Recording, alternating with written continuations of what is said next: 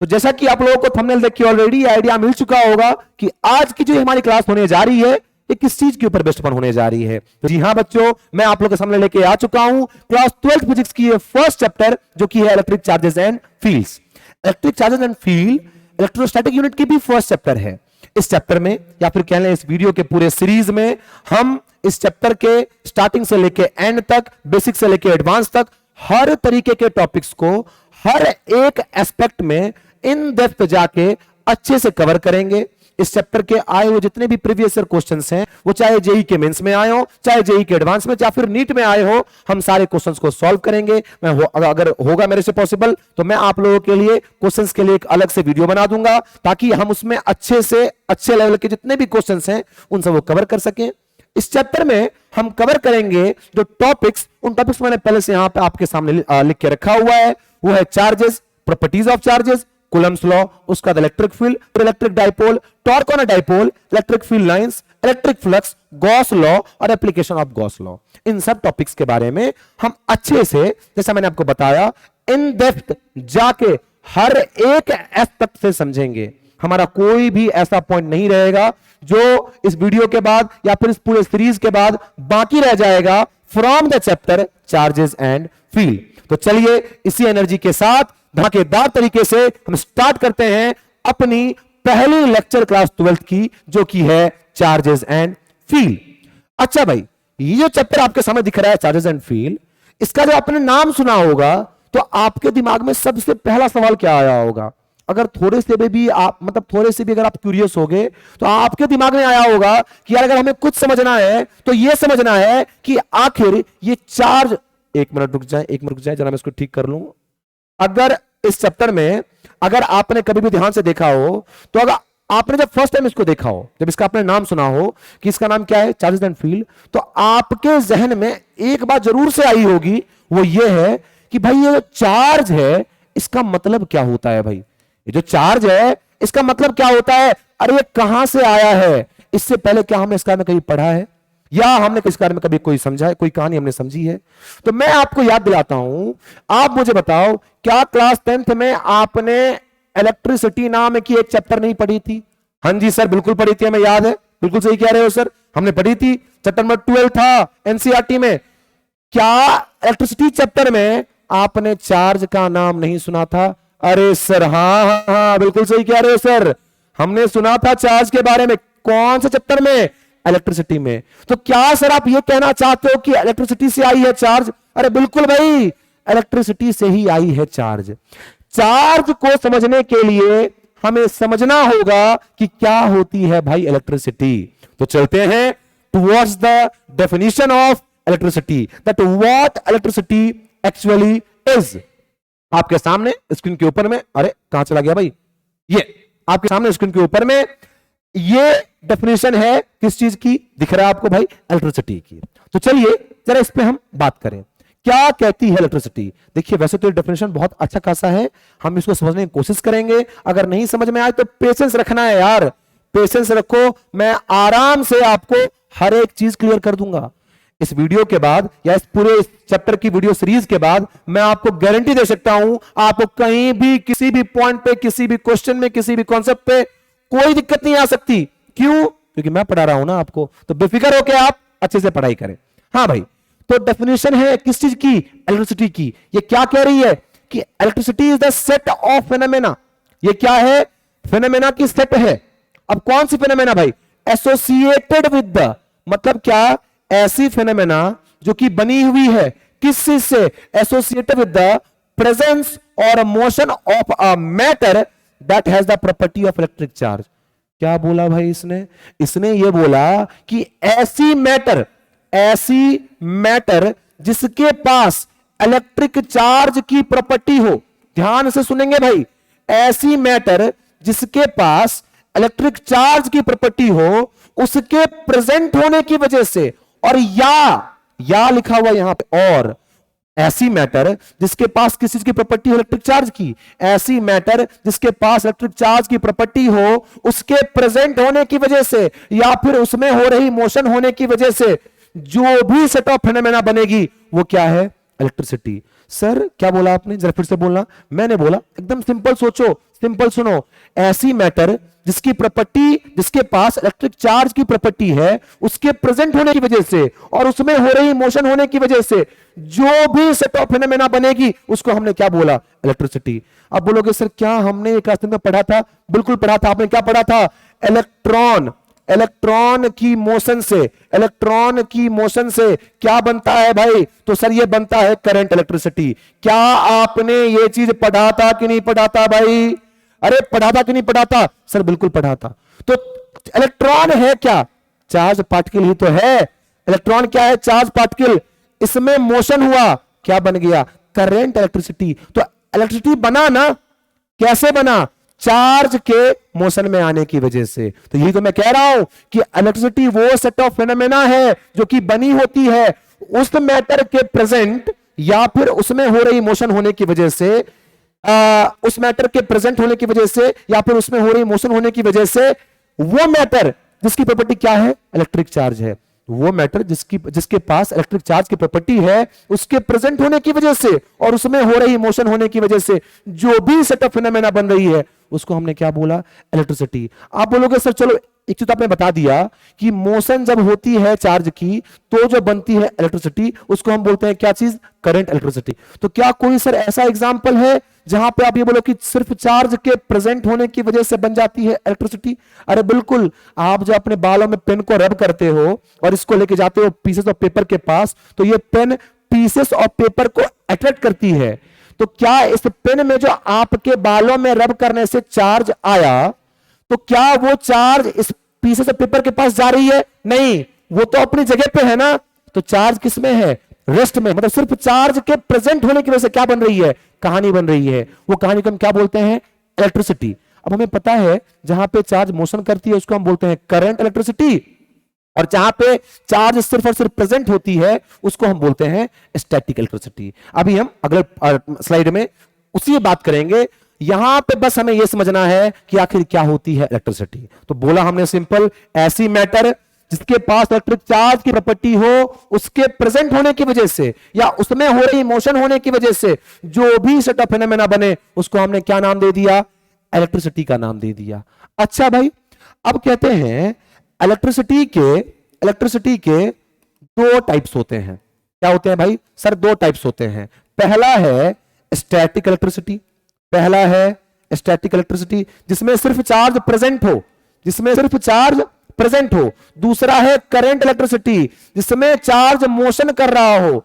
देखो मैंने पहले ही बोल दिया ना आपको, अरे या तो चार्ज प्रेजेंट हो या फिर चार्ज में मोशन हो रही हो, दोनों के वजह से जो भी सेटअप, दोनों में से किसी एक की वजह से जो भी सेटअप फिनोमेना बने उसको हमने क्या बोल दिया था? इलेक्ट्रिसिटी बोल दिया था। तो जहां पे चार्ज सिर्फ प्रेजेंट हो उससे जो बनेगी इलेक्ट्रिसिटी उसको हमने क्या बोला? Static electricity. लेकिन जहां पे चार्ज मोशन में हो, चार्ज के अंदर करंट, करंट मतलब क्या होता है? मोशन। कहा आपने क्या आप सर करंट मतलब मोशन? अरे भाई आपने मम्मी और पापा को अक्सर देखा होगा, किसी न किसी को देखा होगा बोलते हुए कि किसी नदी की पानी की जो रफ्तार बहुत तेज होती है उसको देख के बोलते हैं लोग यार इसमें करंट बहुत है। तो क्या उनके करंट का सेंस ये होता है कि उसमें जाए तो आपको एकदम झटका लग जाएगा, आपके बाल एकदम ऐसे निकल जाएंगे? नहीं ना। क्यों? करंट मतलब है कि रफ्तार। तो करंट मतलब होता है सिंपली मोशन। तो जहां पे चार्ज मोशन में हो वो वाली इलेक्ट्रिसिटी क्या बनेगी? Sir current electricity. जहां पे चार्ज सिर्फ और सिर्फ रेस्ट में हो वो वाली क्या बनेगी? Sir static electricity. क्या कोई दिक्कत की बात है? अब जरा ध्यान से सुने, इसी स्टैटिक इलेक्ट्रिसिटी को नाम दे दिया गया इलेक्ट्रोस्टैटिका। इलेक्ट्रोस्टैटिका, ध्यान से सुनेंगे। और इसी करंट इलेक्ट्रिसिटी को नाम दे दिया गया इलेक्ट्रोडायनेमिक्स का। किसका भाई? इलेक्ट्रोडायनेमिक्स का। ध्यान से सुनेंगे। ये जो इलेक्ट्रिसिटी के दो हिस्से हैं ये बड़े इंपॉर्टेंट हैं। आपके सामने जो ये फर्स्ट चैप्टर है चार्जेस एंड फील्ड, ये इलेक्ट्रोस्टैटिक यूनिट का ही फर्स्ट चैप्टर है, चैप्टर नंबर फर्स्ट। और चैप्टर नंबर सेकंड क्या है? Potential and capacitance. तो ये दोनों चैप्टर कौन से यूनिट में आ रहे हैं? इलेक्ट्रोस्टैटिक के यूनिट में आ रहे हैं। करंट इलेक्ट्रिसिटी में क्या पढ़ोगे? मतलब क्या इलेक्ट्रोडायनेमिक्स में कौन सा ये जो यूनिट है इसमें आते हैं कौन से चैप्टर? चैप्टर नंबर आपका 3 जो कि है करंट इलेक्ट्रिसिटी, इसी के जैसा नाम। और chapter number 4 that is moving charges and magnetism. तो देखो इलेक्ट्रोस्टैटिक और इलेक्ट्रोडायनेमिक्स के बीच में आपके स्टार्टिंग के 4 चैप्टर क्लास 12 के फिजिक्स के खत्म हो जाते हैं। तो भाई आज की जो हमारी क्लास होने जा रही है ये इलेक्ट्रोस्टैटिक यूनिट की ही फर्स्ट चैप्टर जो होती है चार्जेस एंड फील्ड उसके ऊपर में हो रही है, होने जा क्या रही है, हो ही रही है, उसके ऊपर में हो रही है। तो ये जो हमारा यूनिट है, ये जो आपको इलेक्ट्रोस्टैटिक है, हम इसी पे डिस्कशन कर रहे हैं। इलेक्ट्रोस्टैटिक मतलब क्या, इसका आपको मैं मतलब दिखाऊं। इसका मतलब होता है charges at rest, charges at rest. जरा स्लाइड को चेंज करते हैं और अच्छे से हम लिखते हैं यहां पे। सर कैसे, देखो बेटा ध्यान से देखना। पहले हमने क्या बोला, पहले हमने एक्सप्लेन कर लिया कि क्या होती है इलेक्ट्रिसिटी, ठीक है, इसको हमने ऐसे एक्सप्लेन कर लिया। फिर हमने ये देखा कि सर इसके होते हैं 2 यूनिट। आपने बोल दिया एक को इलेक्ट्रोस्टैटिक और दूसरे को बोला सर आपने इलेक्ट्रोडायनेमिक्स। एकदम क्लियर है, एकदम क्लियर है भाई। इसमें हम पढ़ेंगे 2 चैप्टर, चैप्टर नंबर 1 और चैप्टर नंबर 2। यहां पढ़ेंगे चैप्टर नंबर 3 और चैप्टर नंबर 4। नाम मैंने आपको ऑलरेडी बता रखा हुआ है, ठीक है। अब सर इलेक्ट्रोस्टैटिक में आखिर होता क्या है, इसको मिटाएं जरा और आगे चलें। इलेक्ट्रोस्टैटिक में आखिर हम जो पढ़ाई करेंगे तो इसमें इलेक्ट्रोस्टैटिक आखिर होता क्या, बोले तो ये बता दो भाई। इलेक्ट्रो मतलब होता है चार्ज, चार्ज। स्टैटिक मतलब होता है एट रेस्ट। जहां पे चार्जेस रेस्ट में हो, जब आप वैसी चार्ज के बारे में स्टडी करो जो रेस्ट में हो, उसको हम कौन सा यूनिट बोलेंगे फिजिक्स का, इलेक्ट्रोस्टैटिक। और यहां क्या इलेक्ट्रोडायनेमिक्स, इलेक्ट्रो मतलब क्या पहले लिख दिया वहां पे चार्जेस। डायनेमिक्स मतलब क्या आपने पढ़ा हो क्लास 11 में, थर्मोडायनेमिक्स, मैकेनिक्स, काइनेमेटिक्स। ये जो एक्स है इसका मतलब होता है मोशन। क्या मतलब, मोशन। तो जहां पे आप पढ़ो चार्जेस इन मोशन के बारे में, उसको हम क्या बोलेंगे, इलेक्ट्रोडायनेमिक। क्लियर है आपको अच्छे से। ये 2 यूनिट थे जो ये कहां से आए हैं, इलेक्ट्रिसिटी से। अच्छा, हमने पहले बोला कि सर इलेक्ट्रिसिटी क्या होती है, तो सर उस इलेक्ट्रिसिटी वो सेट ऑफ फेनोमेना है जो कि बनी हुई है उस मैटर के प्रेजेंट होने की वजह से जिसकी प्रॉपर्टी चार्ज है, जिसके, सॉरी मैं फिर से रिपीट करता हूं, मैंने क्या बोला। इलेक्ट्रिसिटी कहते हैं, electricity is the set of phenomena associated with the presence और motion of the matter that is the property of electric charge. मतलब ऐसी मैटर जिसके पास इलेक्ट्रिक चार्ज की प्रॉपर्टी है, उसके प्रेजेंट होने की वजह से या फिर उसमें हो रही मोशन होने की वजह से जो भी कहानी बनेगी, उसको हमने बोला क्या, उसको हमने बोला क्या चीज, इलेक्ट्रिसिटी। अच्छा, उसके बन गए 2 हिस्से, इलेक्ट्रोस्टैटिक, इलेक्ट्रोडायनेमिक्स। मतलब इसमें क्या होता है सर, चार्जेस रेस्ट में होती है। इसमें क्या होता है, चार्जेस मोशन में होती हैं। सर हम हर जगह तो चार्जेस ही पढ़ रहे हैं, पहले पढ़ा इलेक्ट्रिसिटी, यहां भी क्या बोला कि चार्जेस के होने की वजह से या उसमें हो रही मोशन होने की वजह से जो कहानी बने उसको बोला इलेक्ट्रिसिटी। इलेक्ट्रोस्टैटिक वो जहां पे चार्ज रेस्ट में हो, इलेक्ट्रोडायनेमिक्स वो जहां पे चार्ज मोशन में हो। सर इन सब बातों में एक चीज कॉमन है जो कि है चार्ज। सर आखिर चार्ज क्या है, चार्ज क्या है, तो चलिए हम अपने अगले स्लाइड में बात करते हैं चार्ज के बारे में। अच्छा मुझे एक चीज बताओ, क्या आपको यह नहीं पता है कि एटम के कुछ पार्टिकल्स होते हैं, सब एटॉमिक पार्टिकल्स, मतलब क्या, एटम जिनसे मिलकर बनी हुई है। सर इनके नाम क्या है, इनके नाम हमें इजीली मालूम है, वो क्या है, इलेक्ट्रॉन, दूसरा क्या है सर, प्रोटॉन, तीसरा क्या है सर, न्यूट्रॉन। क्या हमें पता है कि नहीं पता है, अरे सर बिल्कुल पता है। क्या आपको मास ऑफ इलेक्ट्रॉन पता है, हाँ जी सर पता है। मास ऑफ प्रोटॉन पता है, पता है। मास ऑफ न्यूट्रॉन पता है, पता है। क्या होती है वैल्यूज इनकी, एक का होता है 9.1 into 10 to the power -31 kg। इसकी वैल्यू क्या होती है 1.6 into 10 to the power -31 kg। ये कैसे हो रहा है भाई, जादू चल रहा है क्या। उसके बाद इसकी भी मास कितनी होती है 1.6 into 10 to the power, sorry एक गलती कर दिया हमने, यहां पे 31 नहीं 27 kg, और यहां पे भी क्या 27 kg। अब इन दोनों के मास में बहुत माइन्यूट सा डिफरेंस होता है, तो इन दोनों को कॉमन ही मानते हैं कि mass of proton mass of neutron क्या होती है, सेम होती है। अच्छा मुझे बताओ, क्या आपको ये पता है कि जो सब एटॉमिक पार्टिकल्स होते हैं इनके इतने इतने मास होते हैं, तो पता है, हमें बिल्कुल पता है। आप मुझे बताओ, क्या आपने क्लास 9th में और क्लास 11th में भी कॉन्सेप्ट पढ़ा है सर किस चीज का, ग्रेविटेशन का। हाँ जी सर पढ़ा है। क्या पढ़ा है आपने बच्चे कि m1 और अगर m2 मास किसी एक खास डिस्टेंस पे, मान लो r डिस्टेंस पे एक दूसरे से सेपरेटेड है, m1 और m2 मास r डिस्टेंस से सेपरेटेड हैं, तो इनके बीच में एक ग्रेविटेशनल फोर्स लगती है जिसकी वैल्यू होती है g m1 m2 अपॉन में r स्क्वायर, जहां पे g की वैल्यू होती है 6.67 into 10 power minus 11 newton metre square पर kg स्क्वायर। क्या ये बात सही है कि नहीं सही है? ये बात सही है कि नहीं सही है? बिल्कुल सही है। मैंने क्या बोला कि जब दो मासेस होती हैं और उनके बीच में कुछ डिस्टेंस होता है तो वो दो मास एक दूसरे को अट्रैक्ट करते हैं, and that very attractive force has been termed as gravitational force. उसकी वैल्यू कैसे फाइंड करते हैं? हम इस फॉर्मूले के थ्रू फाइंड करते हैं। क्या आपको पता है? बिल्कुल पता है सर। अच्छा, मैं आपसे पूछूंगा ग्रेविटेशनल सोर्स आखिर लग किसके वजह से रही है? तो ग्रेविटेशनल फोर्स लग रही है बॉडी के मास वाले प्रॉपर्टी के वजह से। अगर किसी बॉडी में मास नहीं होगा तो क्या ग्रेविटेशनल फोर्स उन दोनों के बीच में लगेगी? नामुमकिन, कभी नहीं लगेगी। अरे मास नहीं तो जीरो, वैल्यू जीरो हो गई, फोर्स लगेगी ही नहीं। तो ग्रेविटेशनल फोर्स के लिए क्या होना चाहिए? सर मास होना चाहिए। तो मास क्या है? सर बॉडी की ऐसी प्रॉपर्टी, बॉडी की ऐसी प्रॉपर्टी जो क्या लगवाए? बॉडी से ग्रेविटेशनल फोर्स लगवाए। इस बात को ध्यान से दिमाग में डालो। मैंने क्या बोला? मास वो प्रॉपर्टी है किसी भी मैटर की या बॉडी की जिसके थ्रू क्या लगता है? ग्रेविटेशनल फोर्स लगता है बिटवीन द टू मैटर। ऐसे ही अच्छा ऐसे ही नहीं। अब मुझे एक चीज बताओ, क्या सर कि मैं अगर कहीं पे एक इलेक्ट्रॉन को रख दूं और दूसरे इलेक्ट्रॉन को रख दूं और इनके बीच में डिस्टेंस कितना हो? इनके बीच में डिस्टेंस मैं कर दूं 1 सेंटीमीटर का। कितने का भाई? तो सर 1 सेंटीमीटर का मैं डिस्टेंस कर दूं, ठीक है। अब मैंने आपसे पूछा कि मुझे आप बताएं कि इनके बीच में ग्रेविटेशनल फोर्स कितनी लगेगी। आप बोलोगे अरे सर इलेक्ट्रॉन इलेक्ट्रॉन है, इनमें कैसे लगेगा कौन सा फोर्स? Gravitational force.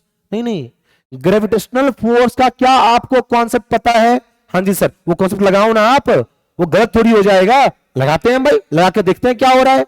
हमने देखा जब हमने दो इलेक्ट्रॉन को ऐसे रखा है, हमने एज्यूम किया भाई क्या कि इनके बीच में क्या होगी ग्रेविटेशनल फोर्स, तो फॉर्मूला लगा दिया जी m1 m2 अपॉन में r स्क्वायर। यहां पे m1 क्या है? फर्स्ट बॉडी की मास क्या है? Mass of electron. Second body की मास क्या है? Mass of electron only. तो हमने क्या किया, इसको लिख लिया g into M into M, मतलब क्या mass of electron into mass of electron. तो क्या मैं इसको लिख नहीं सकता हूं एम की स्क्वायर? अरे अगर 2 इंटू 2 को हम लिख सकते हैं 2 की स्क्वायर, तो मास of electron into mass of electron को हम ये नहीं लिख सकते? हाँ जी सर लिख सकते हैं। आगे चले? बिल्कुल चले। G M E square upon में क्या? R square. क्या कोई दिक्कत की बात नहीं? हमने वैल्यूज पुट की, वैल्यू कितनी होगी sir? 6.67 into 10 to the power minus 11 into mass of electron कितनी है sir? 9.1 into 10 to the power minus 31 KG. अच्छा केजी को भाड़ में भेजते हैं, अभी इसको स्क्वायर करके बस छोड़ देते हैं। क्या ये बात सही है? इसको सही से लिखे तो कैसे लिखेंगे? स्क्वायर ऐसे और फिर ऐसे कर दिया, दिख रहा है ना आपको? और यहां पे स्क्वायर कर दिया, आप इसको ध्यान से देख लेंगे, स्क्वायर कर दिया। और नीचे क्या? आर। तो यहां पे आर किस चीज में लेंगे? ऐसा यूनिट में लेंगे। तो यहां पे कितना है? 1 सेंटीमीटर। 1 सेंटीमीटर में कितने मीटर? हमें पता है 10 की पावर माइनस 2 मीटर। इतना तो आता होगा ना? नहीं आता हो सीख लेना कहीं से भाई। आगे तो यहां पे डिस्टेंस कितनी है सर? 10 की पावर माइनस 2 मीटर। 10 की पावर माइनस 2 मीटर का स्क्वायर कर दिया। जब हमने वैल्यू फाइंड किया तो यहां से एक वैल्यू आई 5.5 into 10 to the power minus 67 newton की। मतलब हमने ये फाइंड किया कि एक इलेक्ट्रॉन अपने से दूर रखी, 1 सेंटीमीटर के डिस्टेंस पर रखी दूसरे इलेक्ट्रॉन को अट्रैक्ट करती है with the force of 5.5 into 10 to the power minus 67 newton. ये हमें ऐसा लगा जब हमने एक्चुअली में दो इलेक्ट्रॉन को एक दूसरे से 1 सेंटीमीटर के डिस्टेंस पर रखा, तो हमने क्या पाया? Experimentally it was found that this value of force, और सिंपली जो आप अट्रैक्टिव फोर्स बोल रहे हो वो तो लग ही नहीं रहा है। कहां पे? दो इलेक्ट्रॉन्स के बीच में। और याद रहे अट्रैक्टिव फोर्स क्यों बोला मैंने? क्योंकि ये जो फोर्स निकाला है आपने, ये ग्रेविटेशनल फोर्स है, और gravitational force is always attractive. तो हमने जब एक्चुअली में दो इलेक्ट्रॉन्स को इस तरीके से रखा तो हमने ये देखा कि इलेक्ट्रॉन तो एक दूसरे को अट्रैक्ट कर ही नहीं रहे हैं, इलेक्ट्रॉन एक दूसरे को रिपेल कर रहे हैं। सर कितने फोर्स है? सर फोर्स की वैल्यू है 2.3 इंटू 10⁻24 न्यूटन। ले भाई, हमें कॉन्सेप्ट ऑफ ग्रेविटेशन से ये पता है कि जब दो मास वाली बॉडी को हम किसी डिस्टेंस पे रखेंगे तो उनके बीच में लगेगी कौन सी फोर्स? Gravitational force. लेकिन जब हमने दो इलेक्ट्रॉन को किसी एक डिस्टेंस पे एक दूसरे से दूर रखा तो हमने ये देखा कि वहां पे अट्रैक्टिव फोर्स तो लग ही नहीं रही है। तो अगर अट्रैक्टिव लग नहीं रही है तो ग्रेविटेशनल फोर्स नहीं लग रही है ना? क्यों? क्योंकि ग्रेविटेशनल फोर्स हमेशा अट्रैक्टिव होती है, कोई और फोर्स नहीं होगी। कौन सी force? Gravitational force. Gravitational force is always attractive. तो अगर अट्रैक्टिव फोर्स नहीं लग रही बिटवीन द टू इलेक्ट्रॉन्स, इसका मतलब क्या है कि वहां पे ग्रेविटेशनल फोर्स नहीं लग रहा है। तो कौन सा फोर्स लग रहा है भाई? तो कहते हैं ये जो फोर्स आपने देखा, ये फोर्स कैसी थी? रिपल्सिव थी। मतलब क्या एक इलेक्ट्रॉन दूसरे इलेक्ट्रॉन को धक्का दे रहे हैं, मतलब ये इसको धक्का दे रहा है, ये इसको धक्का दे रहा है। अरे ऐसे फोर्स को हम क्या बोलते हैं? रिपल्सिव फोर्स बोलते हैं। मतलब ग्रेविटेशनल फोर्स एग्जिस्ट नहीं कर रहा है। कौन सा फोर्स लग रहा है? Repulsive force. बाद में जाके ये पता लगा this very repulsive force has been termed as electric force, has been termed as electric force. अच्छा अच्छा अच्छा अच्छा, ध्यान सुनिएगा। इससे अब एक बात समझ में आई कि जिस तरीके से कहां हम पढ़ रहे थे मास के बारे में, मास कहां के, यहां जिस तरीके से ग्रेविटेशनल फोर्स लगती है बॉडी के अंदर मास वाली प्रॉपर्टी होने की वजह से, उसी तरीके से ये जो रिपल्सिव फोर्स लगी है जिसको हम बोलते हैं इलेक्ट्रिक फोर्स, ये भी तो बॉडी पे लग रही होगी किसी एक प्रॉपर्टी की वजह से। क्या बात समझ में आ रही है कि नहीं आ रही है? मैंने क्या बोला? मैंने आपको बोला कि अगर किसी बॉडी के बीच में, किसी दो बॉडी के बीच में ग्रेविटेशनल फोर्स लग रही है मास वाले प्रॉपर्टी की वजह से, इसका मतलब क्लियर है कि किसी दो बॉडी के बीच में इलेक्ट्रिक फोर्स भी लगेगी किसी एक खास प्रॉपर्टी के वजह से। उसी खास प्रॉपर्टी को हमने नाम दिया चार्ज का। अरे भाई चार्ज क्या है? चार्ज किसी भी मैटर की वो प्रॉपर्टी है जो मैटर को कैपेबल बनाती है, सक्षम बनाती है क्या करने में? इलेक्ट्रिक फोर्स लगाने में। ध्यान से सुनना, electric force, charge is what? Charge is property. Charge is the property of a matter which makes the matter capable of exerting electric force or experiencing electric force. Charge किसी matter की वो property है जिसके वजह से कोई matter या तो इलेक्ट्रिक फोर्स लगाती है या फिर इलेक्ट्रिक फोर्स खुद पे एक्सपीरियंस करती है। तेरा टाइम देख, कितना टाइम बीत गया भाई? 22 मिनट तो हो गए चार्ज को एक्सप्लेन करने में ही। अब चलते हैं हम लोग आगे और बात करते हैं, ये जो कॉन्सेप्ट है ये चार्ज का बहुत जरूरी है, इसलिए थोड़ा वीडियो थोड़ी लंबी बन जाए, कोई बात नहीं, आप इत्मीनान से देखें। मैं आगे कम टाइम में आपको कर दूंगा सॉर्ट आउट, आप परेशान ना हो, वीडियो को थोड़ी देखें। अब मैं क्या बोल रहा था कि हमने यहां समझ लिया कि आखिर चार्ज क्या होती है।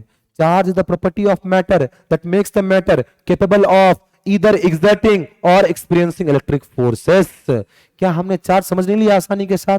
सर बिल्कुल समझ लिया। तो अच्छा एक चीज बताओ मैं आपको, आपने सिर्फ ये नहीं देखा कि दो इलेक्ट्रॉन्स को दूर रखें एक दूसरे से, कितने डिस्टेंस पे? 1 सेंटीमीटर के डिस्टेंस पे। तो सिर्फ इसी टाइम इतनी फोर्स नहीं लग रही थी। जब हमने दो प्रोटॉन को मान लो यहां पे एक प्रोटॉन, यहां मान लो एक प्रोटॉन, इसके बीच में भी हमने जब इतनी डिस्टेंस रखी और इनको जब एक दूसरे के इर्द गिर्द रखा तो यहां भी फोर्स कितनी लग रही थी? सर 2.3 इंटू 10⁻24 न्यूटन की रिपल्सिव फोर्स ही लग रही थी। कौन सी फोर्स लग रही थी? रिपल्सिव फोर्स ही लग रही थी। और वहीं पे जब हमने न्यूट्रॉन को देखा, एक न्यूट्रॉन को दूर रखा दूसरे न्यूट्रॉन से, तो हमने क्या देखा? हमने देखा कि इनके बीच में अब रिपल्सिव फोर्स नहीं लग रही है, इनके बीच में लग रही है आपको फिर से ग्रेविटेशनल फोर्स। क्यों? कैसे पता चला कि ये फोर्स है कौन सी? ग्रेविटेशनल। तो कहते हैं इनके बीच में अट्रैक्शन देखने को मिला, ये एक दूसरे को अट्रैक्ट कर रहे थे। इसकी वैल्यू कितनी होती है? 1.9 इंटू 10⁻60 न्यूटन।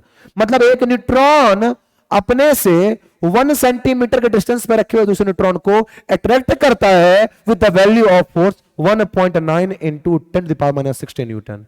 इससे तो ये बात एकदम क्लियर हो गया कि अगर ग्रेविटेशनल फोर्स लग रही है तो बॉडी के अंदर होगी मास, और अगर इलेक्ट्रोस्टैटिक फोर्स अगर बॉडी के अंदर होगी चार्ज, तो जैसे मास बॉडी की वो प्रॉपर्टी है जिसके वजह से लगता है ग्रेविटेशनल फोर्स, वैसे ही चार्ज वो प्रॉपर्टी इसकी वजह से लगता है इलेक्ट्रोस्टैटिक फोर्स। क्या ये बात आपको क्लियर हुई अच्छे से? ये मैंने आपको चार्ज का बेहतरीन से बेहतरीन कॉन्सेप्ट दिया है। तो चलिए हम आगे बढ़ते हैं चार्ज के टॉपिक में और चार्ज को एक्सप्लेन करते हैं अब डेफिनेशन के थ्रू। तो कह रहे हैं it is an intrinsic.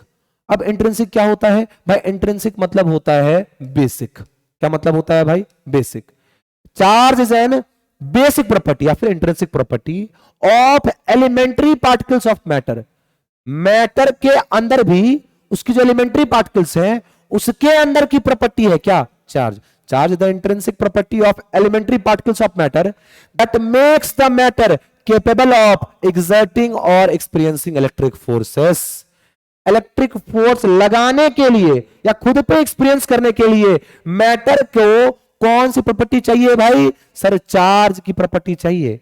Charge is the intrinsic property of elementary particles of the matter. मतलब मैटर के जो एलिमेंट्री पार्टिकल्स होते हैं, मतलब छोटे छोटे जो पार्टिकल्स होते हैं, उनकी प्रॉपर्टी क्या होनी चाहिए? चार्ज होनी चाहिए। क्या करने को? मैटर को कैपेबल बनाने को। किस चीज के लिए? इधर एग्जर्टिंग और experiencing electric force. Electric force लगाने के लिए या उस पर खुद पे लग सके, इसके लिए मैटर के एलिमेंट्री पार्टिकल्स में किसकी प्रॉपर्टी होनी चाहिए? चार्ज की प्रॉपर्टी। क्या आपको मैंने चार्ज एक्सप्लेन कर दिया? बिल्कुल कर दिया। अगर आपको समझ में नहीं आया आप दोबारा वीडियो को दोबारा से देखो, समझ में आ जाएगा। हम चलते हैं अब आगे, चार्ज के बारे में बात करते हैं। Charge is N scalar quantity. क्यों? इसके पास सिर्फ और सिर्फ मैग्नीट्यूड होती है और डायरेक्शन कोई मैग्नीट्यूड होती है और कोई भी डायरेक्शन नहीं होती है। मैग्नीट्यूड तो होती है सर, डायरेक्शन नहीं होती है। चार्ज क्या बन गया? Scalar quantity. अब आगे ऐसा यूनिट ऑफ चार्ज क्या होती है? 1 कूलम होती है। आपको ये चीज भी पता होगा कि एक इलेक्ट्रॉन पे कितनी चार्ज होती है भाई? एक इलेक्ट्रॉन पे होती है 1.6 इंटू 10⁻⁻19 कूलम चार्ज। क्या पता है कि नहीं पता है? बिल्कुल पता है ना। और एक प्रोटॉन पे भी इतनी चार्ज होती है, लेकिन फर्क बस ये है कि इलेक्ट्रॉन पे होने वाली चार्ज नेगेटिव होती है और प्रोटॉन पे होने वाली चार्ज पॉजिटिव होती है। क्या हमें ये पता है? हाँ जी सर, बिल्कुल पता है। चार्ज के कुछ दो चार बातें और हम कर लेते हैं। जैसे चार्ज दो तरह के होते हैं। चार्ज दो तरह के होते हैं। पहला होता है पॉजिटिव चार्ज, दूसरा होता है नेगेटिव चार्ज। अब देखो ये पॉजिटिव और नेगेटिव चार्ज कॉन्सेप्ट क्या है। जैसे मान लो कहीं पे कोई ए बॉडी है, कहीं पे कोई बी बॉडी है।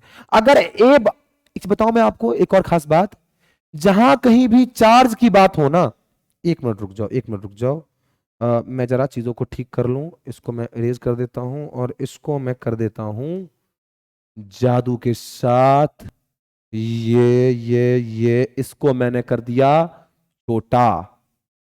समझ में आए? ऐसे करेंगे छोटा। ठीक है भाई, आइए तुमको समझ में आया? अरे बिल्कुल आया भाई। जहां कहीं भी हम चार्ज की बात करेंगे वो बात होगी in the context of electron. मतलब कहीं पे किसी बॉडी पे चार्ज आ रहा है या किसी बॉडी से चार्ज जा रहा है, इसका मतलब है कि वहां पे इलेक्ट्रॉन की बातें चल रही हैं। फॉर एग्जांपल आपको मैं दिखाता हूं। मान लो यहां पे ए बॉडी है, मान लो यहां पे बी बॉडी है। अगर ए बॉडी से इलेक्ट्रॉन गया है, तो ए हो जाएगा पॉजिटिवली चार्ज, और अगर बी पे आया है तो बी हो जाएगा नेगेटिवली चार्ज। अरे जो लोन लेता है वो गरीब होता है ना, जो लोन देता है वो अमीर होता है ना। तो इलेक्ट्रॉन देने वाला अमीर, इलेक्ट्रॉन लेने वाला गरीब। तो पॉजिटिव चार्ज और नेगेटिव चार्ज का कॉन्सेप्ट सिर्फ इतना है, इलेक्ट्रॉन जहां से निकले पॉजिटिव चार्ज, इलेक्ट्रॉन जहां को आए negative charge. As simple as that. हम आगे बढ़ते हैं अपने टॉपिक में। क्लियर हुआ ना? चार्ज होती दो तरह की, पॉजिटिव और नेगेटिव।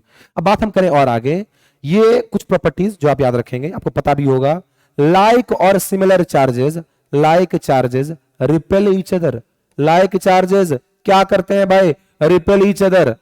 लड़के जब साथ में बैठे होते हैं, बड़ी मतलब गाली गलौज ये वो फलाना ढिमकाना पता नहीं क्या कर रहे होते हैं, और वही लड़का किसी मतलब अपोजिट जो कहते हैं जेंडर, उनके सामने बैठ जाए, इतना डिसेंट, इतना मासूम। अरे भाई साहब, तो क्यों? क्योंकि like charges repel each other. उसको पता है कि दोस्तों के साथ जो लड़के दोस्त हैं उनके साथ अच्छे रहने से क्या मिलेगा? कुछ नहीं, लेकिन भाई जो हमारी लड़की दोस्त हैं उनसे प्यार मिलेगा, मोहब्बत मिलेगा, तो इसके लिए हमें थोड़ा डिसेंट बन के रहना पड़ता है उन लोगों की ख्वाहिश के अकॉर्डिंग। हाँ, तो मैं बात कर रहा था आपसे क्या कि like charges repel each other, मतलब क्या अगर पॉजिटिव पॉजिटिव कहीं पे है, नेगेटिव नेगेटिव कहीं पे है, क्या होगा भाई, रिपल्सन होगा। क्या होगा भाई, रिपल्सन होगा। और अनलाइक चार्जेस मतलब क्या, एक लड़का एक लड़की को, एक लड़की एक लड़के को क्या करती है, अट्रैक्ट करती है या अट्रैक्ट करते हैं, खत्म कहानी। समझने के लिए अब आप लोग उस पर चिपक जाना भाई, उस पर नहीं चिपकना, यहां पे आ जाओ। Unlike charges attract each other, attract each other मतलब अनलाइक चार्जेस के बीच में क्या होती है, अट्रैक्शन होती है। मतलब पॉजिटिव नेगेटिव, नेगेटिव पॉजिटिव में क्या होगा सर, सिंपल अट्रैक्शन होगा सर। क्या ये बात क्लियर है आप लोगों को? अरे बचपन से पढ़ते हुए आ रहे हैं सर, पूरा क्लियर है। आगे चलूं मैं, बिल्कुल भाई। अब चले हम आगे और बात करें किसके ऊपर में, कंडक्टर और इंसुलेटर के ऊपर में। दुनिया में कोई भी मटेरियल हो, दुनिया की कोई मटेरियल हो, उसको on the basis of that whether they are, मतलब whether they are allowing the charge to move through them or not, इसके आधार पे हमने बात दिया दो हिस्सों में। पहला होता है कंडक्टर, दूसरा होता है भाई इंसुलेटर। कंडक्टर क्या है, जिसके थ्रू चार्जेस इजीली फ्लो कर सके, उसको हमने बोला कंडक्टर। इंसुलेटर क्या है, जिसके थ्रू चार्जेस फ्लो नहीं कर सके, उसको हमने क्या बोला, इंसुलेटर। अच्छा, the substances through which electric charges can flow easily are called conductors, पहले ही बोल दिया। जिसके थ्रू ना करे उसको बोला इंसुलेटर। अब कहते हैं कि कंडक्टर में ऐसी क्या बात होती है कि वहां पे चार्ज इजीली फ्लो कर सके, तो कहते हैं कंडक्टर के पास होती है फ्री इलेक्ट्रॉन्स। फ्री इलेक्ट्रॉन्स का सेंस क्या है, अरे भाई क्या आपने सोडियम मेटल को नहीं देखा है? हाँ जी सर देखा है। सोडियम अगर मैं बात करूं इसके इलेक्ट्रॉनिक कन्फिग्रेशन की, तो क्या होता है भाई इसका 281। मतलब ये मान लो न्यूक्लियस है किसका, सोडियम का, Na का। ये पहली शेल में कितने इलेक्ट्रॉन, 2 इलेक्ट्रॉन। दूसरे शेल में सर 8 इलेक्ट्रॉन। सर आखिरी शेल में 1 इलेक्ट्रॉन। यहां पे 2 इलेक्ट्रॉन है, यहां पे 1 2 3 4 5 6 7 8 इलेक्ट्रॉन है। आखिरी शेल में 1 इलेक्ट्रॉन है। तो ये जो आउटर मोस्ट शेल में जो ये इलेक्ट्रॉन प्रेजेंट है, इसके ऊपर में ना न्यूक्लियस उतना जोर का फोर्स नहीं लगा पाता है जितना ये सेकेंड ऑर्बिट और फर्स्ट ऑर्बिट में प्रेजेंट इलेक्ट्रॉन्स पे लगाता है। तो इससे क्या होता है, इस इलेक्ट्रॉन का निकल जाना बहुत आसान होता है। ऐसे किसी आउटर मोस्ट ऑर्बिट के अंदर प्रेजेंट इलेक्ट्रॉन को जो कि निकलने के बहुत मतलब जल्दी में हो, उसी को हम बोलते हैं फ्री इलेक्ट्रॉन्स, जो कि सिर्फ और सिर्फ होती है मेटल्स में। कंडक्टर बनी है because of the presence of free electrons. Insulator charge को इजीली मूव नहीं करने देती है, क्यों? क्योंकि इसके पास तो यार फ्री, जिसको कहते हैं फ्री चार्जेस या फिर इलेक्ट्रॉन, वो है ही नहीं भाई। कंडक्टर में फ्री इलेक्ट्रॉन्स हैं, जो जब मूवमेंट स्टार्ट करते हैं उससे क्या बन जाती है, उससे चार्ज मूव कर जाती है। और इलेक्ट्रॉन्स का मूवमेंट क्या है, इलेक्ट्रॉन्स क्या है, फ्री, क्योंकि फ्री इलेक्ट्रॉन बोला गया ना, कहा फ्री इलेक्ट्रॉन है ना। तो जब वो मूव करेंगे, जब फ्री इलेक्ट्रॉन का सेंस क्या है, which is free to move, तो जब इलेक्ट्रॉन मूव करेंगे चार्ज मूव करेगा, चार्ज मूव करेगा करंट बन जाएगा। तो जो करंट को कंडक्ट करवाए कंडक्टर, जो करंट को कंडक्ट नहीं करवाए वो इंसुलेटर। कैसे बना इंसुलेटर भाई, फ्री इलेक्ट्रॉन नहीं है, फ्री चार्जेस नहीं है, तो चार्ज मूव नहीं करेगी, चार्ज मूव नहीं करेगी, करंट इलेक्ट्रिसिटी नहीं बनेगी, मतलब ये कंडक्ट नहीं करता है इलेक्ट्रिसिटी को, तो हमने क्या बोल दिया, इंसुलेटर। भाई इसके एग्जांपल क्या क्या है, metals, copper wire, aluminium wire, फलाना ढिमकाना, गोल्ड, सिल्वर, ये सब क्या है, कंडक्टर्स। ग्रेफाइट एक्सेप्शन वाला नॉन मेटल, बचपन से पढ़ते हुए आ रहे हैं। ग्रेफाइट भी क्या है सर, कंडक्टर। ऐसे ही acids, alkalis, human bodies and animals bodies and so on. Insulator भाई क्यों होता है, इंसुलेटर पहले बता दिया, एब्सेंस ऑफ फ्री चार्जेस होती है, एब्सेंस ऑफ फ्री इलेक्ट्रॉन्स होती है।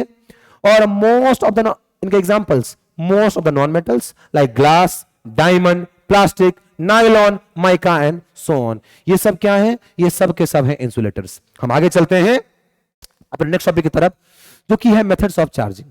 आप किसी ऑब्जेक्ट को चार्ज कैसे कर सकते हो, सवाल क्या है, आप किसी ऑब्जेक्ट को चार्ज कैसे कर सकते हो। ध्यान से सुनना मेरी बातों को। तो पहला स्टेप है charging by conduction. Sir conduction मतलब क्या होता है, कंडक्शन मतलब होता है टच, बाय टच। भाई ये कलर ऐसे क्यों हो रहा है, मैं कर रहा हूं सिलेक्ट, ये हो रहा है कुछ और। हाँ भाई चल ठीक हो जा भाई, ये अंडू अंडू, हाँ बिल्कुल सही। इसका मतलब है बाय टच। जब आप किसी बॉडी को चार्ज कर दो, किसी चार्ज बॉडी से टच करवा के, तो वो होता है चार्जिंग बाय कंडक्शन। सर कैसे किया आपने? मान लो ये ए बॉडी था जो कि पॉजिटिवली चार्ज है, मतलब क्या, इस इलेक्ट्रॉन निकला हुआ है। ये मान लो बी बॉडी था जो कि क्या था, पहले न्यूट्रल था। लेकिन जब हमने ए बॉडी को टच करवाया बी बॉडी के साथ, तो क्या होगा भाई, इसमें से जो पॉजिटिव चार्ज है वो मूव करेगी। पॉजिटिव चार्ज मूव करने का सेंस कुछ नहीं होता है, सिंपली ये समझो कि ये पॉजिटिव इस न्यूट्रल, अच्छा न्यूट्रल मतलब क्या होता है भाई, जरा बताना मुझे आप लोग। न्यूट्रल मतलब ये नहीं कि चार्ज नहीं है, न्यूट्रल मतलब ये है जितनी पॉजिटिव चार्ज है उतनी ही नेगेटिव चार्ज है, मतलब क्या हो गया, न्यूट्रल हो गया। क्या कोई दिक्कत की बात? तो ये जो न्यूट्रल ऑब्जेक्ट है इसके पास पॉजिटिव चार्ज भी है, नेगेटिव चार्ज भी है। क्यों? अरे एटम्स के अंदर प्रोटॉन्स भी होते हैं और इलेक्ट्रॉन्स भी होते हैं ना, तो ये न्यूट्रल मतलब क्या, इलेक्ट्रॉन्स में प्रोटॉन्स भी हैं। लेकिन जब ये पॉजिटिवली चार्ज ऑब्जेक्ट इससे टच होगा, तो इसके अंदर से जो इलेक्ट्रॉन्स है ना, उन इलेक्ट्रॉन्स को ये अपनी ओर खींचेगा, ऐसे ऐसे खींच लिया मान लो। और जैसे ही इससे इलेक्ट्रॉन निकलना शुरू हुआ, तो इसके जो पॉजिटिव चार्ज है वो कम होने स्टार्ट होंगे। और चूंकि इलेक्ट्रॉन इसमें जा रहा है, ध्यान सुनना, इलेक्ट्रॉन, ध्यान सुनना मेरी बातों को, मैं क्या बोल रहा हूं, इलेक्ट्रॉन इसमें से जा रहा है, तो क्या ये पॉजिटिवली चार्ज नहीं होता जाएगा, होता जाएगा। और इससे इलेक्ट्रॉन क्या, इससे क्या हो रही है, ध्यान सुनना मेरी बातों को, मैंने क्या बोला आपको, मैंने पहले बोला ये एक चार्ज ऑब्जेक्ट है, ये एक न्यूट्रल ऑब्जेक्ट है। न्यूट्रल के पास पॉजिटिव नेगेटिव दोनों सेम अमाउंट में है, बिल्कुल है। जब आपने इस पॉजिटिव चार्ज ऑब्जेक्ट को टच करवाया इस न्यूट्रल ऑब्जेक्ट से, तो होता क्या है, कहने को तो हम ये कहते हैं कि ये पॉजिटिव चार्ज इधर जा रहे हैं, लेकिन ऐसा बिल्कुल नहीं है। इसको जरा मैं साफ कर दूं, ऐसा बिल्कुल नहीं है। होता ये है कि इसमें से जो इलेक्ट्रॉन इसमें आती है, वो इलेक्ट्रॉन्स इसके पॉजिटिव चार्ज को कम कर देती है, और चूंकि इसके अंदर से आ रही है, तो इस पे क्या हो जाती है, पॉजिटिव चार्ज आ जाती है। इस तरीके से आपको, अगर मैं इसको इरेज कर दूं, ये तो पूरा इरेज हो गया भाई, इसको जरा सही से करते हैं ऐसे। इस तरीके से जब हम किसी ऑब्जेक्ट को, किसी चार्ज ऑब्जेक्ट को न्यूट्रल ऑब्जेक्ट से टच करवाते हैं, तो वो इस तरीके से अपने पॉजिटिव चार्ज को ट्रांसफर कर देती है, किस पे, दूसरे बॉडी पे। आपको क्या ये बात क्लियर हो गई, सही समझ में आ गई? भाई इससे पॉजिटिव चार्ज कैसे गया है? सर पॉजिटिव चार्ज नहीं गया है, इससे इलेक्ट्रॉन निकला है। तो इससे जो इलेक्ट्रॉन निकला, तो इलेक्ट्रॉन निकलेगा मतलब क्या, इस पे पॉजिटिव चार्ज आएगा ना, और इस पे इलेक्ट्रॉन जा रहा है, इसका मतलब क्या, इसकी पॉजिटिव चार्ज को कम कर देगा। अरे इलेक्ट्रॉन आता जाएगा, इलेक्ट्रॉन क्या, नेगेटिवली चार्ज, ये क्या है, पॉजिटिवली चार्ज। तो पॉजिटिव चार्ज को इलेक्ट्रॉन की नेगेटिव चार्ज कम नहीं कर देगी, तो इस पे चार्ज कम हो जाएगा, और मतलब इस पे पॉजिटिव चार्ज कम हो जाएगा, और इस पे पॉजिटिव चार्ज जो कि पहले बिल्कुल नहीं था वो आ जाएगा। This is the method of charging by conduction. इसके बाद बात करते हैं हम चार्जिंग बाय इंडक्शन की। अब देखो नाम से ही क्लियर है, इंडक्शन मतलब क्या, विदाउट टच। जहां पे आप टच करवा दो क्या चीज, मतलब किसी बॉडी को चार्ज कर दो, उसको बोलते हैं चार्जिंग बाय कंडक्शन। जहां पे आप विदाउट टच करवाओ चार्ज किसी ऑब्जेक्ट को, उसको हम बोलते हैं चार्जिंग बाय इंडक्शन। यहां पे क्या किया हमने भाई, वही कहानी, ये न्यूट्रल ऑब्जेक्ट है, न्यूट्रल, इसके पास लेके आए हैं किसको, एक नेगेटिवली चार्ज ऑब्जेक्ट को। ये क्या, जब ये पास आते हैं इस न्यूट्रल ऑब्जेक्ट को, तो क्या करती है, ये इसके अंदर के सारे पॉजिटिव चार्ज को इस साइड कर दिया। और क्यों, क्योंकि opposite charges attract each other. Negative attract करेगी पॉजिटिव को, और रिपेल करेगी किसको, नेगेटिव को। देखो नेगेटिव भाग गई इससे दूर, और पॉजिटिव कहां आ गई, इसके पास। अब क्या करेंगे हम, इसके पास एक, यहां देखो, यहां पे दूसरा न्यूट्रल ऑब्जेक्ट हम लेके आ गए, एक दूसरा न्यूट्रल ऑब्जेक्ट लेके आ गए। ये न्यूट्रल ऑब्जेक्ट में होगा क्या, ये जो नेगेटिव चार्ज है ये इसमें ट्रांसफर हो जाएगी। और जब हम इन दोनों को अलग करेंगे और इसको भी असाइड करेंगे, तो हम देखेंगे कि ये किस चीज के साथ बचा रह गया, सिर्फ और सिर्फ पॉजिटिव चार्ज के साथ बचा रह गया। This is the method through which we can charge any object by induction. ये प्रोसेस है किसी भी ऑब्जेक्ट को चार्ज करने का। ठीक है भाई, अब आगे चल रहे हैं हम और बात करेंगे किसके ऊपर में, चार्जिंग बाय फ्रिक्शन। ये लास्ट मेथड है कि हम किसी ऑब्जेक्ट को चार्ज कैसे कर सकते हैं।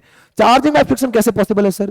भाई देखो ये ए बॉडी है, ये बी बॉडी है। जब आप इसको रब करोगे एक दूसरे में, तो इनके जो यहां पे सब एटॉमिक पार्टिकल्स होंगे ऐसे ऐसे, वहां पे एटम्स में इलेक्ट्रॉन्स तो होंगी।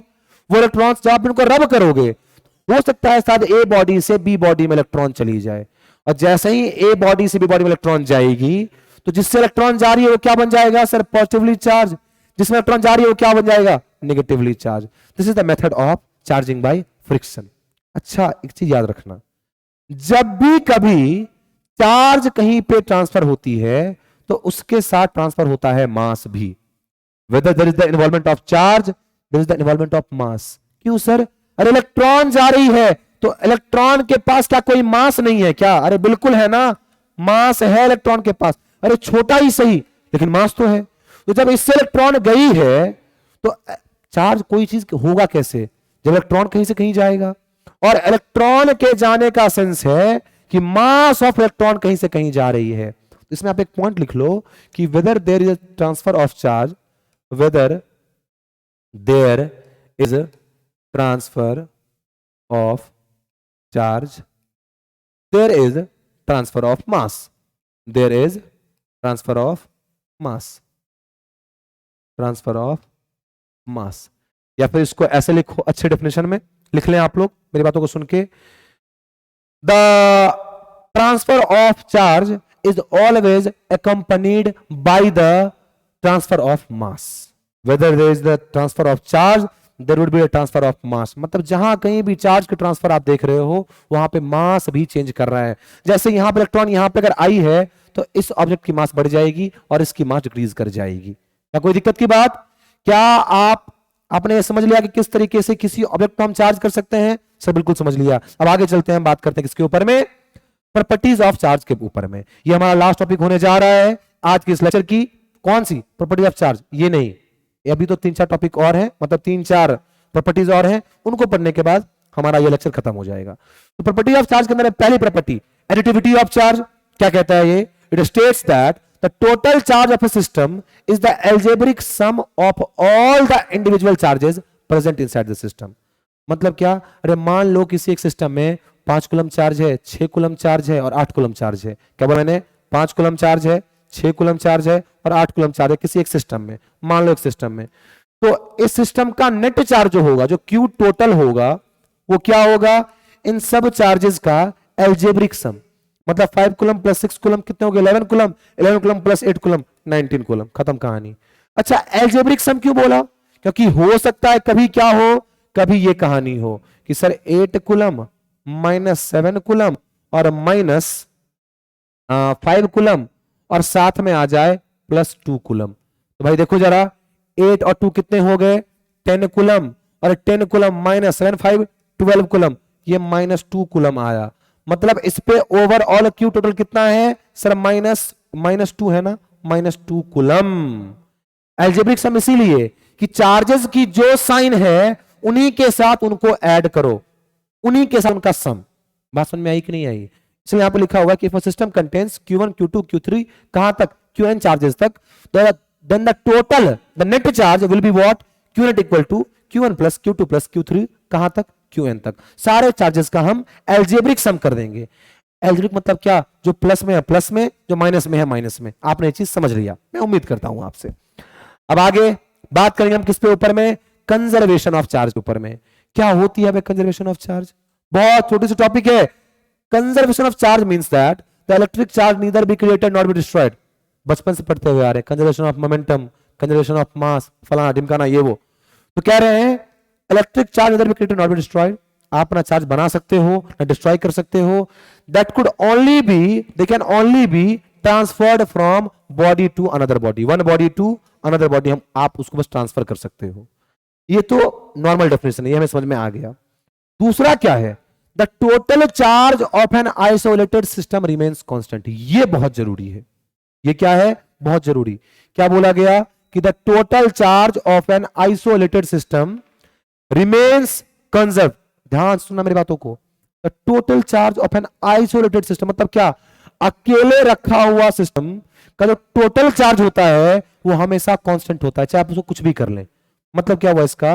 कि मान लो किसी एक, ये सिस्टम ए था, सिस्टम ए था मान लो, इसके पास Q1 Q2 Q3 और Q4 ये चार्जेस थे।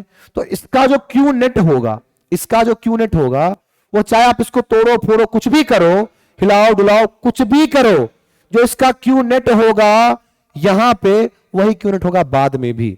मतलब यहां की टोटल चार्ज इक्वल होगी यहां की टोटल चार्ज से, चाहे आपने उसको हिलाया हो, डुलाया हो, कुछ भी किया हो। फॉर एग्जांपल जैसे मान लो आपके पास एक सिस्टम है ऐसे, जरा अच्छा बनाए तो इसको इरेज करके अच्छा अच्छा अच्छा कैसे बनेगा, शेप से, शेप में ले क्या, एक ट्रायंगल, ये ले लिया हमने एक ऑब्जेक्ट, ठीक है।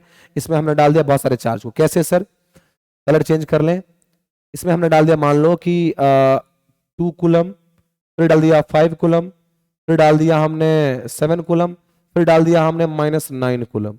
अब ये इतने चार्ज थे, अब आपको बोल दिया गया कि इसको हमने कुछ ऐसा हिलाया, डुलाया, पटकाया, कुछ भी किया है। अब क्या हो गया भाई, अब कहानी कुछ ऐसी बन गई है कि अब कहानी कुछ ऐसी बन गई है, ये डब्बा यही है, ये सिस्टम वही है। देखो यहाँ सिस्टम ये था, यहाँ भी क्या, यहाँ मान लो बी है, तो यहाँ भी क्या, बी ही है। अब क्या रहे, इसमें मान लो कि एक चार्ज थी कितने की, तो हम मानते हैं 9 कूलम की, दूसरी चार्ज थी 8 कूलम की। अब बताओ जो तीसरी चार्ज होगी, अब 4 से 3 ही बन गए हैं, आपको बताना है कि जो तीसरी चार्ज है ये कितनी है, ये जो क्यू चार्ज है ये कितनी है। तो कैसे बताएंगे हम, वो पहले बता दिया मैंने, Q total here would be same that the Q total hair.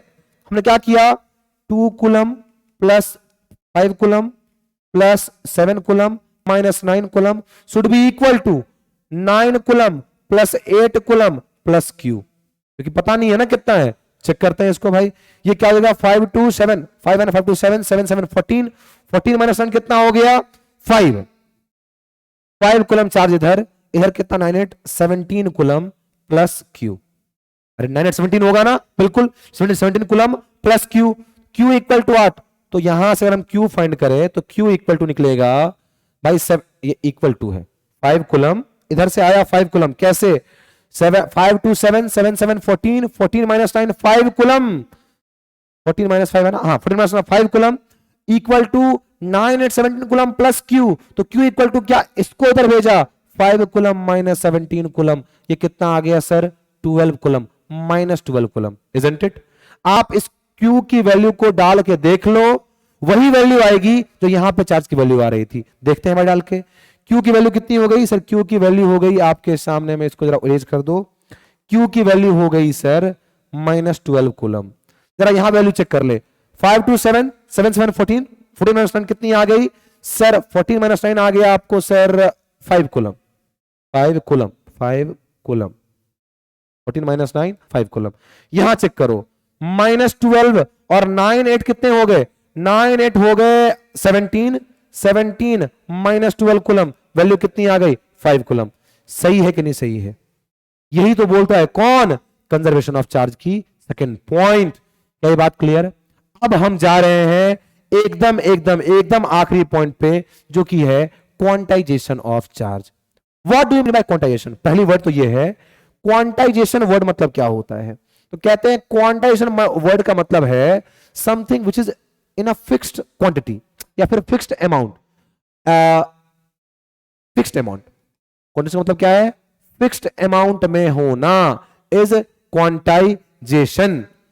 Fixed amount में होने का सेंस क्या है, जैसे आप जैसे मान लो कहीं गए बुक खरीदने को, तो क्या आपको भी दुकान नोटबुक खरीदने को, अभी स्टार्टिंग हुई है तो आपको नोटबुक खरीदने होंगे। तो मान लो आप किसी गए स्टेशनरी की दुकान पे, आपने बोला 1.5 नोटबुक देना, 1.5 नोटबुक देना, 3.6 नोटबुक देना। वो नोटबुक तो नहीं देगा, चप्पल जूते जरूर देगा आपको। पर 1.5 नोटबुक क्या होता है, 3.5 क्या होता है, 4.25 क्या होता है, 8.25 क्या होता है। अरे ऐसा कुछ नहीं होता है, या तो 7 होगा, 6 होगा, 3 होगा, 2 होगा। ये 2.5 3.6 ये सब नहीं हो सकता। तो ये जो सिर्फ 7 6 3 2 हो सकते हैं, ये फिक्स्ड अमाउंट में हो सकते हैं, इसी को हम बोलते हैं क्वांटाइजेशन। कि फिक्स्ड अमाउंट में होना। क्या कहता है quantization of charge, quantization of charge states that the total charge of a body is always an integral multiple of basic fundamental unit of charge. कोई एक basic fundamental unit of charge होती है, तो the total charge of a body, किसी एक body पे total charge होती है, वो हमेशा is always an integral multiple. क्या किसी बॉडी पे होने वाली टोटल चार्ज हमेशा एक इंटीग्रल मल्टीपल होती है, किस चीज की, बेसिक यूनिट ऑफ चार्ज की। ये बेसिक यूनिट ऑफ चार्ज आखिर है क्या, तो charge on an electron. Charge on an electron को ही हम क्या बोलते हैं? Basic unit of charge. कोई भी किसी भी बॉडी पे होने वाली टोटल चार्ज जो है वो क्या है? तो sir basic fundamental unit of charge की इंटीग्रल मल्टीपल है। मतलब मान लो किस बॉडी पे क्यू चार्ज है, ये कितनी होगी? तो द इंटीग्रल मल्टीपल, मतलब ये integer, integral multiple of what? Integral multiple of fundamental unit of charge. मतलब क्या? इलेक्ट्रॉन पे होने वाली चार्ज के इंटीग्रल मल्टीपल ही होती है हमेशा किसी भी बॉडी पे होने वाली टोटल चार्ज। कैसे भाई? कैसे बोल दिया सर? ये आपको पहले बता दिया था। चार्ज का कॉन्सेप्ट आता कैसे है? इलेक्ट्रॉन के जाने से या आने से। यार अगर कहीं से इलेक्ट्रॉन निकल रहा है तो एक इलेक्ट्रॉन निकलेगा ना, या फिर 10 ही निकलेगा, फिर 5 निकलेगा, 6 निकलेगा। 1.5 इलेक्ट्रॉन नहीं निकल सकते, 5.5 इलेक्ट्रॉन नहीं निकल सकते, 6.5 नहीं, 6.25 नहीं, नहीं, हमेशा या तो 5 या तो 6 या तो 7 या तो 8। तो चार्ज आया कितना? एक इलेक्ट्रॉन पे होने वाली चार्ज से मल्टीप्लाई कर दो, कितने इलेक्ट्रॉन निकली है उससे। बात समझ में आ रही है कि नहीं आ रही है? नहीं समझ में आ रही है? वीडियो को दोबारा देखो। मैं बोल रहा हूं यार किसी एक बॉडी पे चार्ज आएगी कैसे? या तो इलेक्ट्रॉन के जाने से या फिर इलेक्ट्रॉन के आने से। तो कितने इलेक्ट्रॉन आए हैं, अगर उसको मल्टीप्लाई करते हैं हमें एक इलेक्ट्रॉन पे होने वाली चार्ज से, तो क्या हमें यह पता नहीं चल जाएगा कि उस बॉडी पे कितनी चार्ज है टोटल? मैंने क्या बोला? कितने इलेक्ट्रॉन गए हैं, कितने इलेक्ट्रॉन आए हैं। इसी को हम क्यों देख रहे हैं? क्योंकि चार्ज का कॉन्सेप्ट काम ही करता है किसके ऊपर में? इलेक्ट्रॉन के ऊपर में। जितनी इलेक्ट्रॉन जाएगी उतनी ही तो उस पर चार्ज होगी, उतनी पॉजिटिव चार्ज होगी उसके ऊपर। तो जितने इलेक्ट्रॉन्स गए हैं उसके नंबर को ले लें। मान लो अगर 5 गए तो 5 इंटू वॉट? एक इलेक्ट्रॉन पे कितनी चार्ज? तो सर 1.6 इंटू 10⁻⁻19 कूलम। तो वही क्या है? वही क्या है? अरे फंडामेंटल यूनिट ऑफ चार्ज। बात समझ में आई कि नहीं आई? किसी भी ऑब्जेक्ट पे होने वाली चार्ज हमेशा क्या होती है? इंटीग्रल मल्टीपल होती है। Always an integral multiple of basic या फंडामेंटल यूनिट ऑफ चार्ज। मतलब इलेक्ट्रॉन पे होने वाली चार्ज की ही मल्टीपल होती है हमेशा किसी भी बॉडी पे होने वाली टोटल चार्ज। इसका एग्जांपल क्या? Q equal to plus Q equal to NA, plus minus NA भी बोल सकते हैं। यहां लिखा भी हुआ N कुड बी एनीथिंग, +-1, +-2, +-3, कुछ भी हो सकता है। इंटीजर में आप कुछ भी लिख सकते हैं। All the positive, all the negative numbers along with the zero, उसे हम क्या बोलते हैं? इंटीजर बोलते हैं। अच्छा, ये मैं समझ में आ गया। अच्छा, क्या आप मुझे बताओ, क्या कभी आपको बोल दिया जाए कि हमने किसी को 1.5 इलेक्ट्रॉन दिया है, तो आप क्या बोलोगे? ये पॉसिबल ही नहीं है, हो ही नहीं सकता। या तो आप 2 इलेक्ट्रॉन दोगे, 6 इलेक्ट्रॉन दोगे, 7 इलेक्ट्रॉन दोगे, 8 इलेक्ट्रॉन दोगे, या फिर लोगे ही सही, 2 इलेक्ट्रॉन लोगे, 5 इलेक्ट्रॉन लोगे, 6 इलेक्ट्रॉन लोगे। ये पॉसिबल है। 2.5 पॉसिबल नहीं है, 3.25 पॉसिबल नहीं है, ये बिल्कुल पॉसिबल नहीं है। तो क्वांटाइजेशन ऑफ चार्ज मैंने आपको क्लियर कर दिया कि charge on the body, the total charge on a body always exist as the integral multiple of fundamental unit of charge. अब next point, cause of quantization. मैंने पहले ही बता दिया आपको, फिर भी देख लो। Only an integral number of electrons can be transferred from one body to another body. अरे एक बॉडी से दूसरे बॉडी सिर्फ इंटीग्रल नंबर ऑफ इलेक्ट्रॉन जाएंगे ना।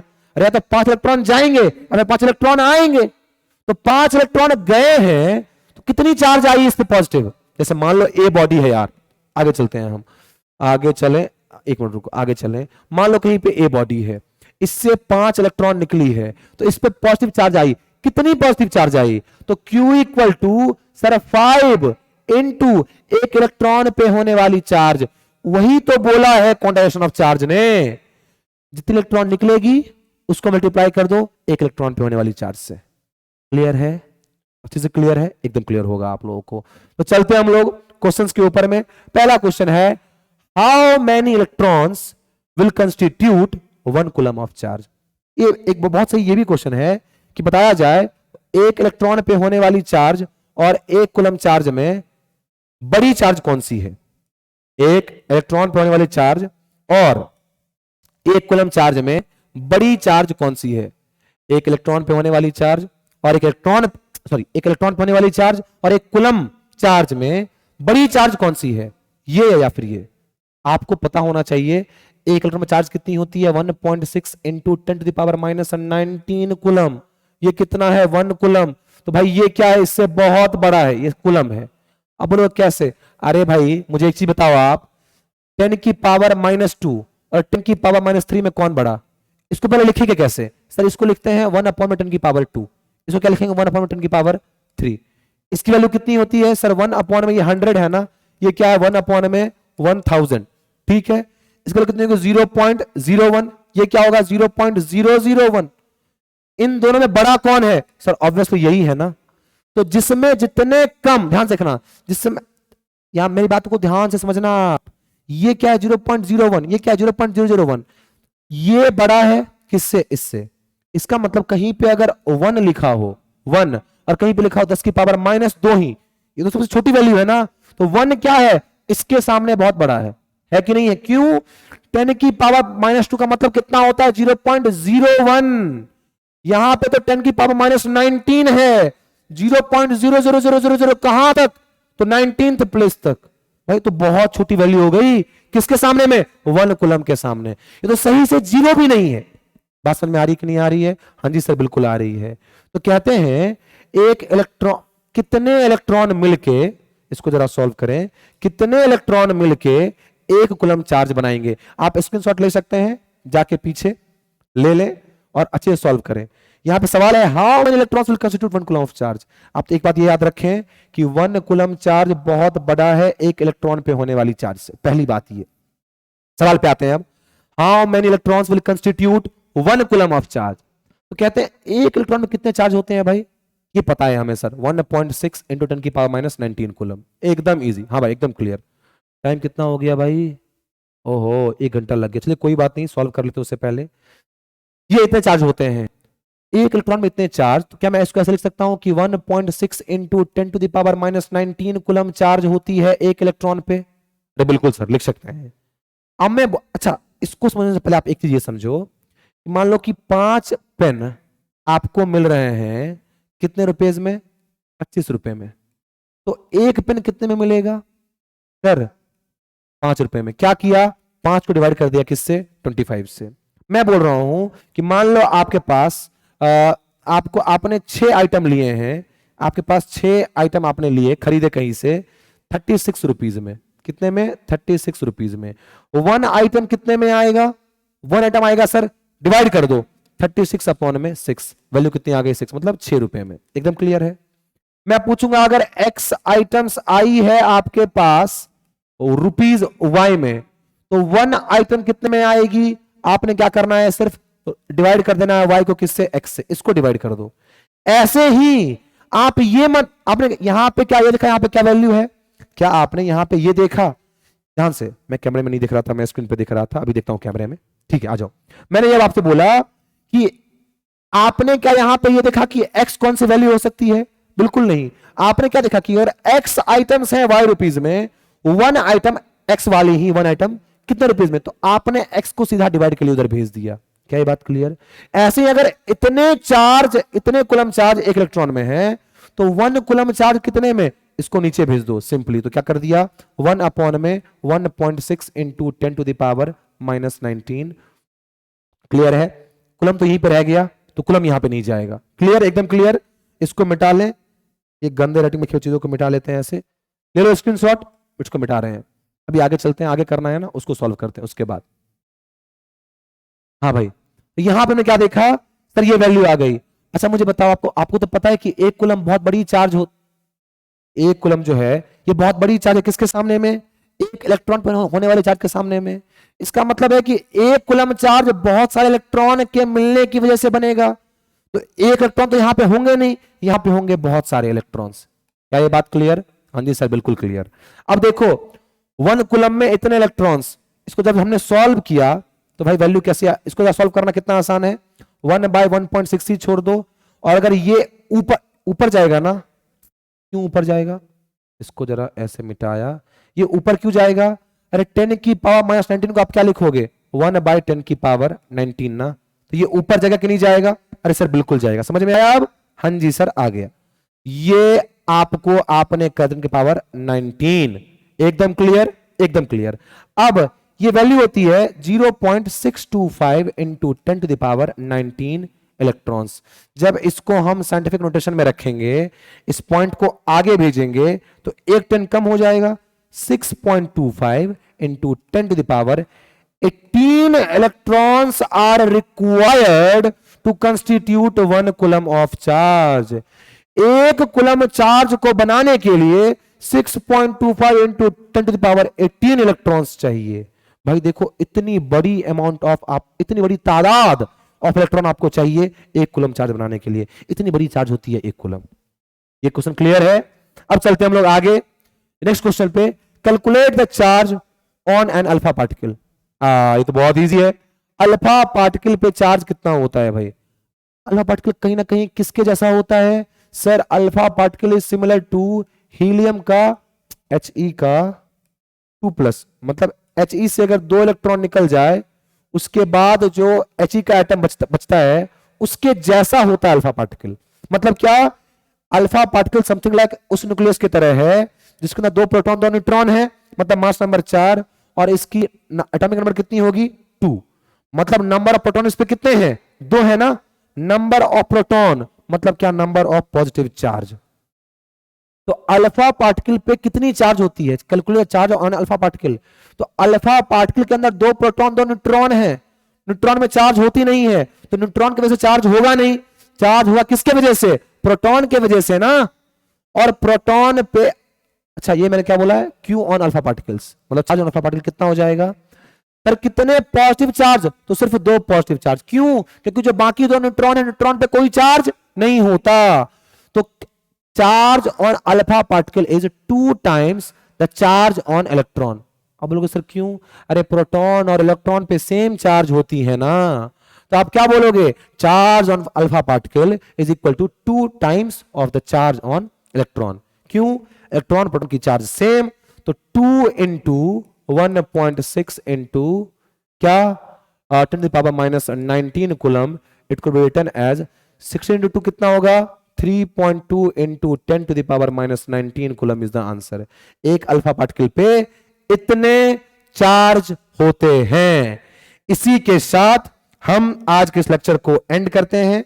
आप लोग मुझे जरूर बताना कि आपको लेक्चर कैसा लगा। तब तक के लिए आप लोगों का बहुत बहुत अच्छा एक कॉन्सेप्ट नहीं यहां पे हमें रुकना होगा, थोड़ा सा और वेट कर लेते हैं, थोड़ा सा क्लियर कर लेते हैं कॉन्सेप्ट को, और इसको भी देख लेते हैं। Difference between charge and mass. Charge और मास में क्या डिफरेंस है? चार्ज और मास में क्या डिफरेंस, इसकी बात कर लेते हैं। पहला क्या है? Charge can be positive, negative और जीरो। पता है हमें अच्छे से, ये कैसे हो गया? हाँ, चार्ज में पॉजिटिव, नेगेटिव और जीरो। और पता है पॉजिटिव चार्ज होती है, नेगेटिव चार्ज होती है, न्यूट्रल हो जाए जीरो चार्ज होती है। Mass is always positive. अरे ये क्या हो रहा है भाई? रुक जाए। मास इज ऑलवेज,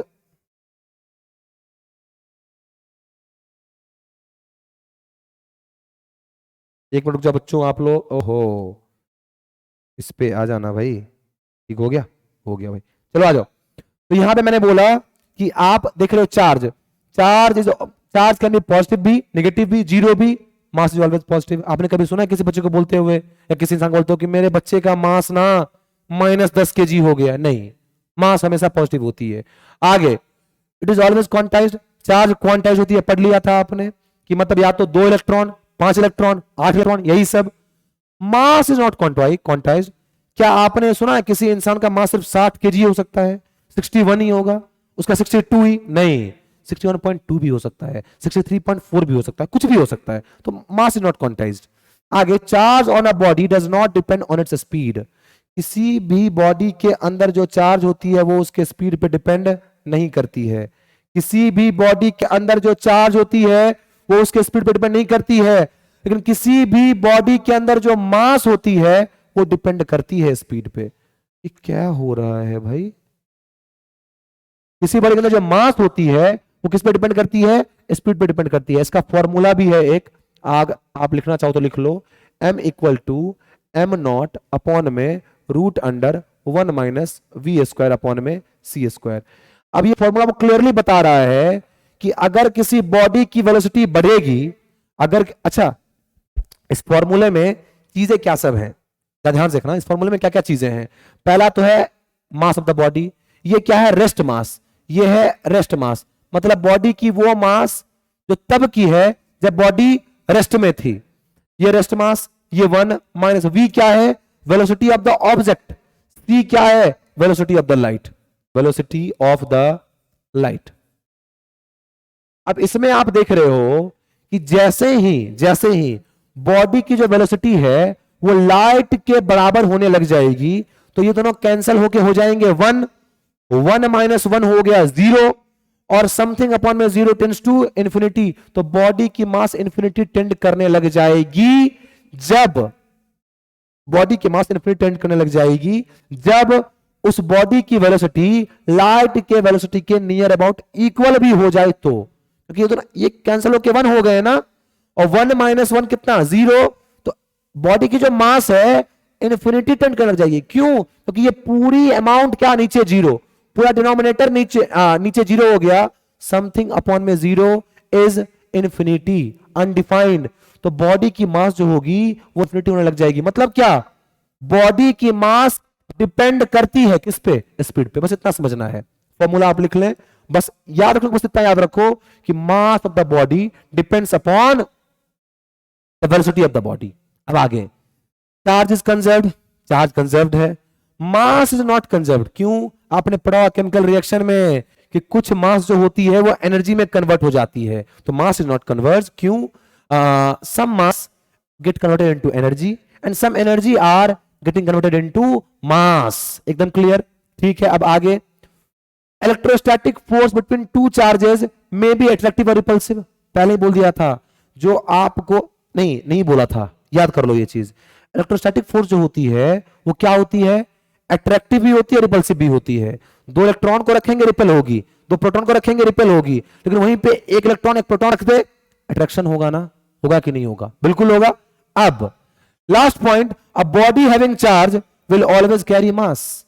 एक बॉडी जिसके पास चार्ज है उसके पास हमेशा मास होगा, लेकिन इसका उल्टा, अ body having mass may not carry charge, मतलब मास हो फिर भी चार्ज नहीं है। ये पॉसिबल है किसके केस में? न्यूट्रॉन के केस में। न्यूट्रॉन के पास मास होता है लेकिन चार्ज नहीं होता है। क्या इतनी बातें क्लियर है? चार्ज की हमने अच्छे से डिस्कशन कर ली, सारे एक पॉइंट के बारे में बात कर लिया, सब कुछ पढ़ लिया। इसके बियॉन्ड चार्ज में कुछ भी नहीं है। तो आप लोगों का बहुत बहुत बहुत बहुत बहुत बहुत थैंक यू। अब तो थैंक यू थोड़ा बड़ा सा लिख दें आप लोगों के लिए। थैंक यू आप लोगों का कि आप लोगों ने यहां तक साथ निभाया मेरा। Thank you. ठीक है, तो मिलते हैं हम अपने नेक्स्ट वीडियो में। तब तक के लिए आप सबको क्या, तो सबको आपको राधे राधे, जो भी बोलते हैं हम लोग। Thank you.